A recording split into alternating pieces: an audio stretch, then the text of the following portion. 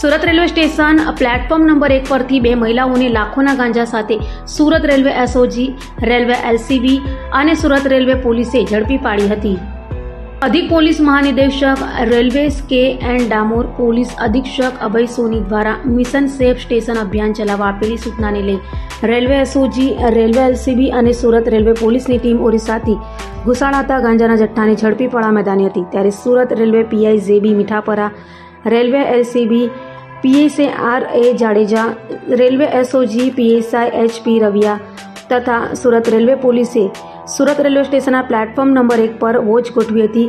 તે સમયે ત્યાંથી પસાર થતી 2 મહિલાઓ બંદના ઉર્ફે સ્નેહલતા ટુના ખલી જૈના અને આરતી બસંતકુમાર દામોદર પાણીગ્રાહી શંકાસ્પદ લાગતા તેઓના થેલાની ઝડપી લેતા તેમાંથી 14,98,000થી વધુની કિંમતનો ગાંજાનો જથ્થો મળી આવતા પોલીસે ગાંજાનો જથ્થો, 3 મોબાઈલ, રોકડા રૂપિયા સહિત 15,11,000થી વધુની મત્તા કબજે કરી તમામ વિરુદ્ધ કાયદેસરની કાર્યવાહી હાથ ધરી હતી.